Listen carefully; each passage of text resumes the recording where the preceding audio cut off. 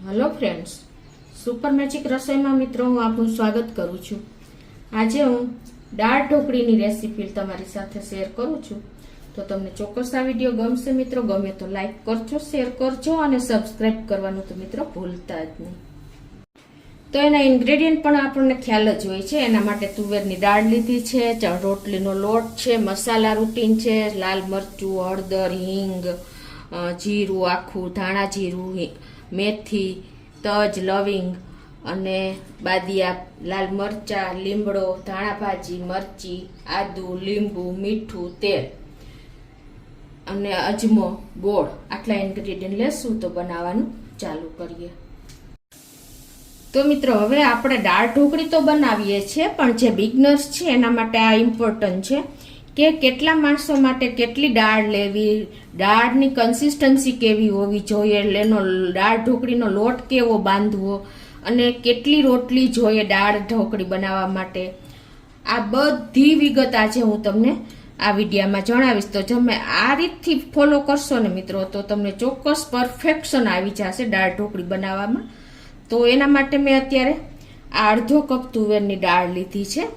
તો તમે આમ જુઓ ને તો જો આપણે આ મુઠ્ઠી આપણી ભરીને આટલી, તો એ એક વ્યક્તિ માટે આ પરફેક્ટ છે દાળ ઢોકળી માટે। આ રીતે આપણે એક કપમાં 3 મુઠ્ઠી દાળ સમાય છે, એટલે આ 3 વ્યક્તિ માટે અત્યારે હું દાળ ઢોકળી બનાવું છું। તો એને આપણે 1 થી 2 પાણીએ ધોઈ નાખશું।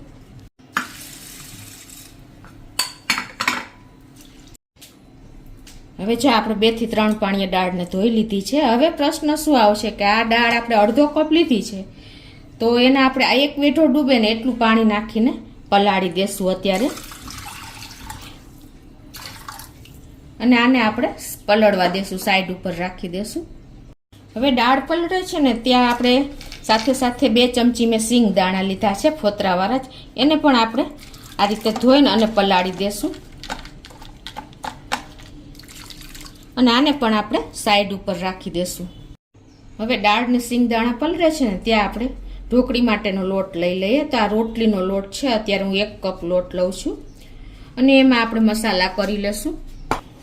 તો હવે એમાં મસાલા માટે આપણે 1/4 ટીસ્પૂન જેટલો અજમો લીધો છે, એને આપણે સહેજ આ રીતે ખાયણીમાં નાખીને અને એને મરચું એક લેશું આપણે, એને આ રીતે આપણે ટોચી લેશું સહેજ આ રીતે। તો આ રીતે જો આપણે મરચું અને અજમો અને ટોચી લીધો છે। હવે એને આપણે આ લોટમાં જ નાખી લેશું। અજમાના હિસાબે આપણે દાળ ઢોકળી પચવામાં પણ ઈઝી પડશે, અને મરચાંને હિસાબે આપણો ઢોકળીનો લોટ પણ ફીકો નહીં લાગે, એટલે આ નાખવું જરૂરી છે મિત્રો। અને હવે એમાં આપણે મસાલા કરી લેશું। તો અત્યારે આપણે 1/4 ટીસ્પૂન જેટલી આપણે હળદર નાખશું, 1 ચમચી જેટલી આપણે લાલ મરચું નાખશું, અને 1/2 ચમચી જેટલું આપણે ધાણા જીરું નાખશું। આ મસાલિયાની ચમચી છે મિત્રો, એટલે એ પ્રમાણે જ તમારે નાખવાનું છે। અને 1/4 ટીસ્પૂન જેટલી આપણે હિંગ પણ નાખી દેશું, જેથી પચવામાં પણ હલકી રહેશે, અને 1 ચમચી જેટલું આપણે મીઠું નાખી દેશું, અને હવે આ બધું આપણે મિક્સ કરી લેશું। તો 1 ચમચી જેવું આપણે તેલ પણ નાખી દેશું,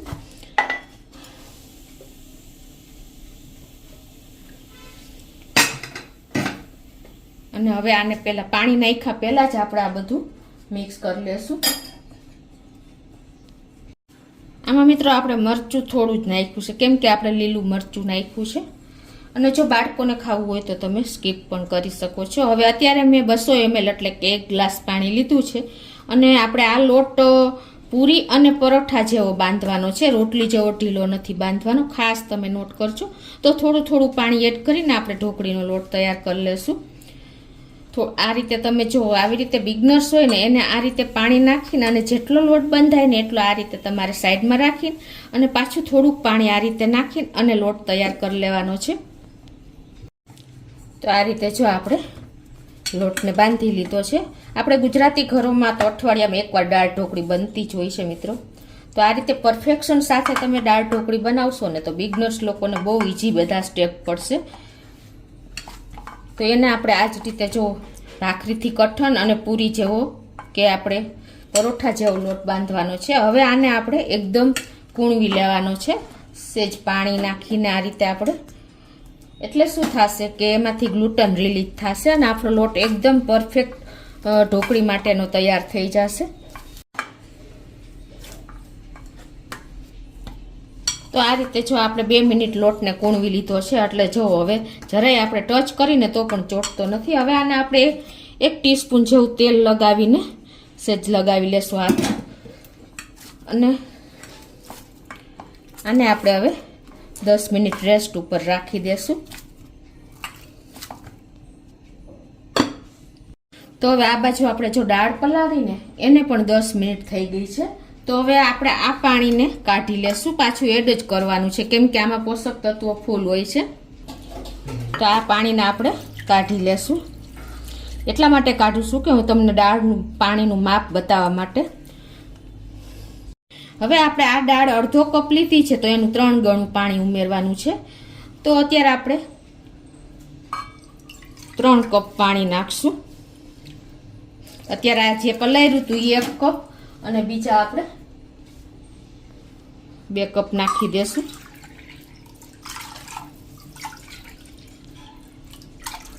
હવે આના માટે આપણે ગેસ ઓન કરી અને મોટું કુકર ઊંડું લેવાનું છે. એમાં આપણે આ દાળને નાખી દેશું પાણી સહિત જ. મિત્રો આપણે કેટલી દાળે કેટલું પાણી લેવું ને એ પણ મેં તમને પરફેક્ટ મેજરમેન્ટ સાથે બતાવી દીધું છે. તો જો આપણી દાળ પણ ઉકળી ગઈ છે અને ઉપર જો વ્હાઈટ ફીણા આવી ગયા છે એને આપણે લઈ લેવાના છે. આ ફીણાને હિસાબે આપણને યુરિક એસિડ હોય છે આ એટલે એસિડિટી થાય છે, પચવામાં પણ ભારે પડે છે. તો આપણે આ દાદી નાની આ રીતે જ દાળ બનાવતા હતા. તો આ બહુ ઈઝી પડશે, તમને ગેસ પણ નહીં થાય, કોઈ પ્રોબ્લેમ નહીં આવે. હવે આપણે જો ફીણા કાઢી લીધા છે તો આપણે 1/4 ટીસ્પૂન જેવા મેથી દાણા નાખી દેશું. એને હિસાબે આપણે જે ઘણા લોકોને વઘારમાં દાણા નથી ગમતા તો આ સ્ટેજે તમારે નાખી દેવાના. આપણી દાળ પણ લચકા જેવી બનશે. અને અડધી ટીસ્પૂન જેવો આપણે હળદર પાવડર નાખી દેશું અને પિંચ જેટલી આપણે હિંગ નાખી દેશું અને ટેસ્ટ એકોર્ડિંગ 1 ટીસ્પૂન જેવું આપણે મીઠું નાખી દેશું અને 1 ચમચી જેવું આપણે તેલ નાખી દેશું. એટલે શું થશે કે આપણી દાળ પણ નહીં ઉભરાય અને કુકર પણ આપણું બગડશે નહીં. અને મિત્રો હવે આપણે જે 1 મરચાંનો કટકા 2 કરી અને દાળમાં જ નાખી દેવાના છે એટલે આપણી દાળ પણ ફીકી નહીં થાય. અને 1 ટમેટાના મેં પીસ કરી લીધા છે મીડિયમ સાઈઝના, એને પણ આપણે આમાં જ નાખી દેશું એટલે એકદમ સરસ કલર પણ આવશે અને દાળનો ટેસ્ટ અનેક ગણો વધી જશે. હવે આને આપણે કુકરના લીડને સીટી અને રીંગ ચડાવીને આ રીતે આપણે એની લીડ બંધ કરી દઈશું અને ગેસની ફ્લેમ સ્લો ટુ મીડિયમ રાખીને અને આપણે 3 થી 4 વિસલ કરી લેશું. તો આપણે જો 3 થી 4 વિસલ થઈ ગઈ છે અને પ્રેશર પણ રિલીઝ થઈ ગયું છે. તો આપણે કુકરને ખોલી લઈએ અને હવે આમાં આપણે બ્લેન્ડર કરી લઈએ દાળને. તો જો આપણે બ્લેન્ડ કરી લીધી છે દાળ અને અત્યારે આપણી દાળની કન્સિસ્ટન્સી એકદમ ઘાટી છે. તો અત્યારે આપણે 1 કપ જેવું પાણી નાખી દેશું અને એને આપણે આ રીતે બોઇલ થવા દેશું. આપણે દાળ ઢોકળીની કન્સિસ્ટન્સી પરફેક્ટ રાખવા માટે આપણે હંમેશા દાળ પહેલાં પતલી રાખવાની કેમ કે ઢોકળી આવશે ને તો આપણી દાળ સોસાતી જશે. હજી થોડીક જાડી લાગે છે તો હજી 1 કપ જેટલું પાણી હું અત્યારે નાખી દઉં છું. તો ટોટલી આપણે અત્યારે 5 કપ જેટલું પાણી નાખ્યું છે. તો અત્યારે જો આપણે પરફેક્ટ કન્સિસ્ટન્સી છે દાળની. હવે ગેસ ઓન કરી દેશું અને આને આપણે ઉકળવા દેશું અને એમાં આપણે હવે મસાલા કરી લેશું. તો 1 ટીસ્પૂન જેવું આપણે લાલ મરચું પાવડર નાખી દેશું અને 1/2 ટીસ્પૂન જેવું આપણે ધાણા જીરું નાખી દેશું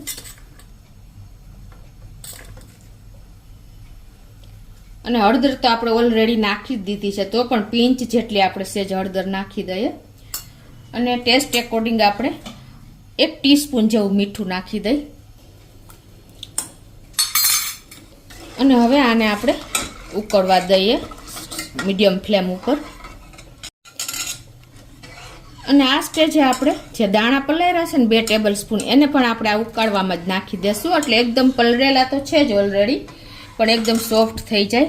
અને હવે આપણે એમાં અત્યારે 2 ટેબલ સ્પૂન જેવો મેં ગોળ લીધો છે, એને પણ આપણે નાખી દેશું. કેમ કે આપણી દાળ ઢોકળી ખાટી, તીખી અને ગળી હશે ને તો જ એનો સરસ ગુજરાતી દાળ ઢોકળીનો ટેસ્ટ આવશે. હવે આને આપણે પરફેક્ટ ઉકળવા દેશું. ત્યાં આપણે ઢોકળીની તૈયારી કરી લઈએ. તો આપણે લોટે પણ રેસ્ટ લઈ લીધો છે, તો સેજ આપણે એને આ રીતે હાથેથી કૂણવી લેશું. તો આ રીતે જો આપણો લોટ પણ પરફેક્ટ તૈયાર થઈ ગયો છે. તો હવે એમાંથી આપણે મીડિયમ સાઇઝનો લુવો લઈ અને એક રોટલી, નહીં બહુ જાડી કે નહીં બહુ પાતળી એવી રોટલી તૈયાર કરી લેશું.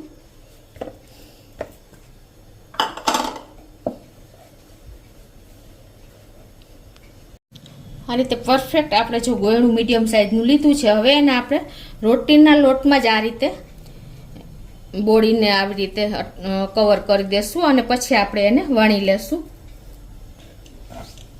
તો આ રીતે આપણે બહારથી અંદરની સાઈડ આ રીતે બોર્ડર ઉપર વણતું જવાનું છે. આ બધું બિગનર્સ માટે બતાવું છું. તો તમારી એકદમ સરસ રોટલી વણાઈ જશે. પરફેક્ટ લોટ બાંધ્યો હશે ને તો રોટલી પણ ઇઝીલી સરસ તૈયાર થઈ જશે આપણે દાળ ઢોકળી માટેની. તો આ રીતે બહારથી અંદરની સાઈડ આપણે આ બોર્ડર ઉપર વણી લેવાનું અને પછી તમને વચ્ચે જાડું લાગે તો વચ્ચે સેજ આવી રીતે વેલણ ફેરવી દેવાનું. તો આ રીતે જો આપણે મીડિયમ એવી રોટલી વણી લીધી છે અને રોટલી પણ એકદમ નહીં બહુ પતલી કે નહીં બહુ જાડી આવી આપણે વણવાની છે. અને હવે મિત્રો પ્રશ્નો એ થશે કે આપણે ઢોકળી કેટલી નાખવાની. આપણે અડધો કપ દાળ લીધો છે, તો અડધો કપ દાળ આપણે 3 મેમ્બર માટે છે, તો એમાં ઢોકળી કેટલી નાખવાની. તો મિત્રો આપણે એક વ્યક્તિ માટે આવી 2 રોટલી વણવાની છે. ખાસ તમે નોટ કરજો. એટલે પરફેક્ટ તમારે 3 વ્યક્તિ માટે 6 રોટલી તૈયાર કરવાની છે. તો આટલી દાળમાં આપણે આ રીતે મેજરમેન્ટ રાખશો ને તો બિગનર્સ લોકો કે કોઈ પણ બેચલર બધાને સારું પડશે. તો હવે આપણે જે સાઈઝની ઢોકળી કરવી હોય ને એ પ્રમાણે આપણે કટિંગ કરી લેશું. આ રીતે તમારે મીડિયમ સાઈઝની ચમચીમાં આવે એ ટાઈપની આપણે ઢોકળીને કટ કરી લેશું. પછી આને આપણે સ્ક્વેર પીસમાં જ અત્યારે કટ કરી લઈએ. તમે ડાયમંડ શેપમાં કરવા હોય તો પણ કરી શકો છો. આ રીતે આપણે સ્ક્વેર પીસ કરી લીધા છે અને આ બાજુ આપણી દાળ પણ ઉકળી ગઈ છે. તો આ રીતે આપણે એક એક ઢોકળી એમાં નાખતા જાશું. એકી સાથે બધી નથી નાખી દેવાની દાળ. અને બીજું કે આપણી દાળ ઉકળે ને પછી જ આપણે ઢોકળી એડ કરવાની છે, નહીતર શું થશે તળિયે બેસીને ચીપકી જશે એકાબીજાને. અને આ રીતે આપણે પરોઠા જેવો જ લોટ તૈયાર કર્યો છે. જો તમે ઢીલો લોટ હશે ને તો તમારી ઢોકળી પણ એકદમ સોફ્ટ થઈને અને એકાબીજાને ચીપકી જશે. એટલે ખાસ તમે આ ઢોકળીની પરફેક્ટ હું તમને માહિતી આપું છું. તો આ રીતે જ તમારે તૈયાર કરવાની છે. તો મિત્રો જો આપણે એકદમ પરફેક્ટ આપણી દાળ પણ ઉકળી ગઈ છે અને કન્સિસ્ટન્સી અત્યારે પરફેક્ટ છે. અને જો ઉપર આપણે ઢોકળી પણ આવી ગઈ છે. એટલે આ રીતે ફ્લોટ થવા માંડે ને એટલે આપણી ઢોકળી પણ જુઓ આ રીતે તો એકબીજાને ચીપકશે નહીં. આ એની નિશાની છે. તો હવે આપણે આના માટે વઘાર કરી લઈએ. તો હવે એક વઘારિયામાં આપણે 3 ટેબલ સ્પૂન જેવું તેલ મૂકી દેશું. તો હવે આપણું તેલ પણ ગરમ થઈ ગયું છે. તો 1 ટીસ્પૂન જેવી આપણે રાઈ નાખી દેશું. અડધી ટીસ્પૂન જેવું આપણે જીરું નાખી દેશું અને પિંચ જેટલી આપણે હિંગ નાખી દેશું. અને આ સ્ટેજે જો તમે મેથી દાણા નાખવા હોય ને તો તમે આ સ્ટેજે નાખી દેવાના છે. તો અત્યારે મેં પિંચ જેટલા નાખ્યા છે. અને 1 ચક્રી ફૂલ, 2 થી 3 લવિંગ અને 1 ટુકડો તજનો નાખી દેશું. મિત્રો આમાં ખડા મસાલા પણ બહુ સરસ લાગે છે.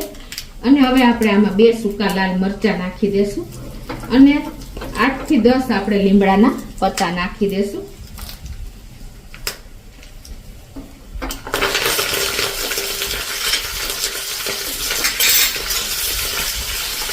અને આ રીતે આપણે એકદમ સરસ પરફેક્ટ વઘાર તૈયાર કરશું.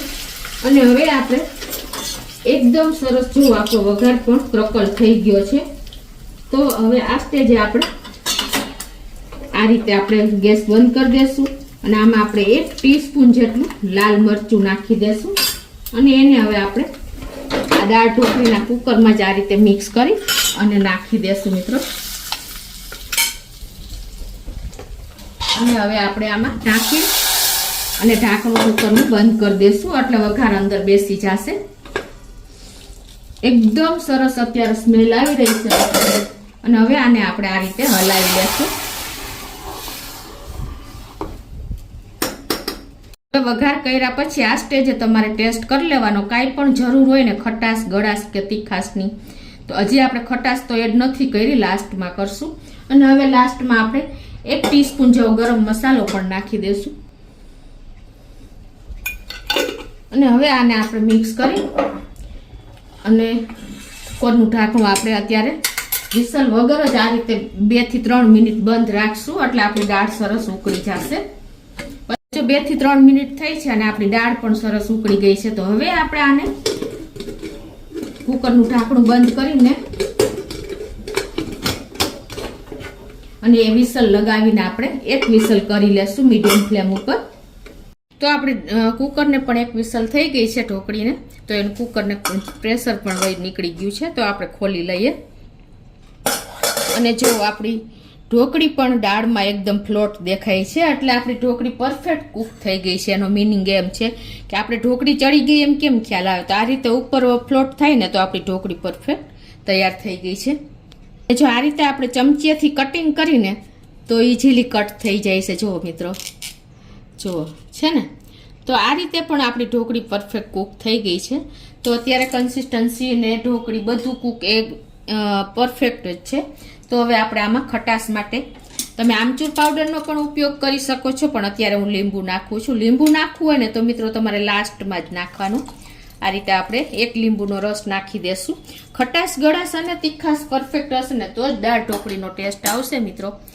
અને બીજું કે જો તમારે કોકમ નાખવા હોય ને તો આપણે જ્યારે દાળ ઉકળી ગઈ ને થઈ ગયા પછી ઉકાળવા મૂકીને ત્યારે તમારે કોકમ નાખી દેવાના, અને આમચૂર પાવડર નાખવું હોય તો પણ તમારે આ સ્ટેજે જ નાખી દેવાનો છે.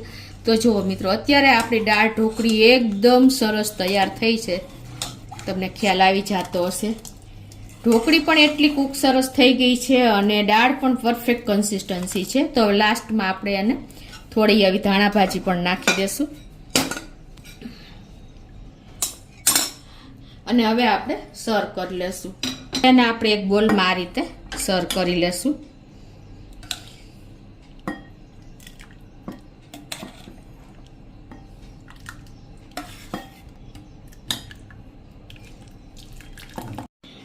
તો મિત્રો આપણે દાળ ઢોકળી જો ઉપરથી ધાણા ભાજી સ્પ્રિંકલ કરીને સર્વ કરી દીધી છે.